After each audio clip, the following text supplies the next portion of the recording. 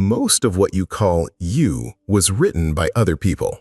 For most of history, philosophers had a clean answer. You're born empty, and the world fills you in. School, family, culture, religion. They write on you. Take all of that away, nothing left. Just a raw human with no software loaded.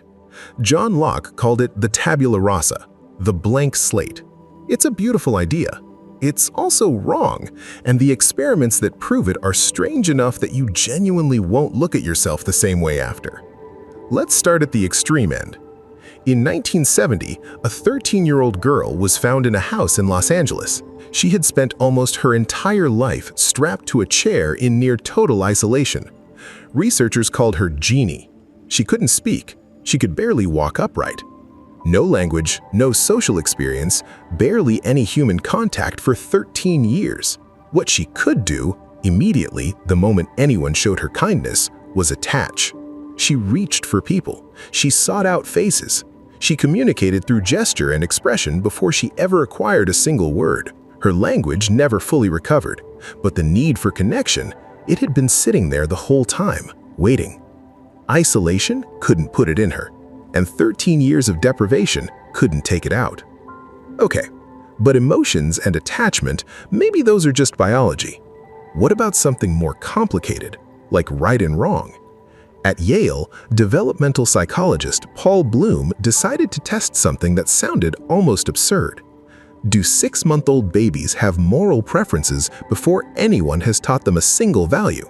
These are kids who can't walk, can't talk, and are mostly just confused about gravity. He showed them a puppet show.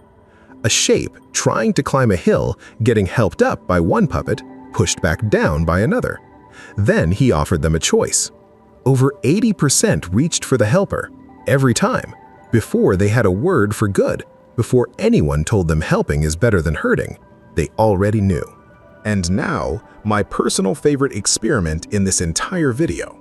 Frans de Waal put 2 capuchin monkeys in cages side by side. Both did the same task. One got a piece of cucumber as payment. The other got a grape. If you haven't met a capuchin monkey, grapes are basically premium currency. The cucumber monkey watched its neighbor eat the grape, then threw the cucumber directly at the researcher and slapped the ground.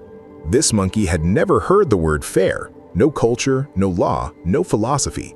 It just knew, somewhere below thinking, that something was wrong. Which means you don't learn injustice from the world, you recognize it, because something inside you already knows what things should look like.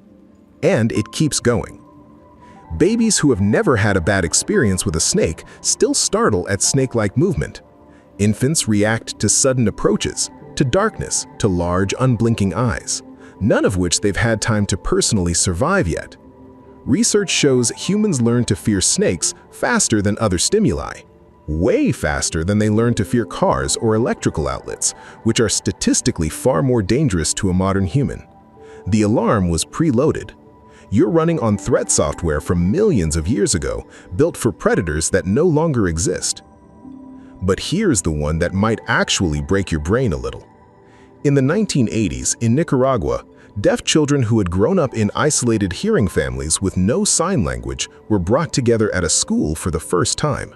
None of them shared a language. No signing teacher came to show them one. So what happened? They invented one, from scratch, with consistent grammar, with syntax, with rules no one wrote down. Language didn't wait for permission. It grew out of what was already there. Nicaraguan Sign Language is the only language spontaneously created without the influence of other languages to have been recorded from its birth. And linguist Noam Chomsky should basically predicted something like this decades earlier, that the human brain arrives preloaded with the deep architecture of language, and whatever language surrounds you just fills in the template. The experiments didn't create the capacity, they just revealed it had always been there. So here's what that means. You were taught your name, your language, your religion, your politics, your taste in music. All of that was written on you from the outside, but almost none of it is what you actually are underneath. Underneath is the thing that arrived, the creature that reached for the helper at 6 months, that chose warmth over food, that threw the cucumber when something wasn't fair, that builds language out of nothing because it was always going to. The blank slate said you needed to be built from the outside in, that without instruction, you'd be empty. But you weren't empty. You showed up with more than anyone gave you credit for. The most important things you know, nobody taught you any of them.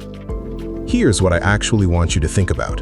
If your sense of fairness, your need for connection, your preference for helpers over harmers, if those came pre-installed, then what does that say about the values culture did right over the top? Are you living from the thing you arrived with, or the thing that was poured in later? Drop your answer in the comments. I genuinely want to know what you think.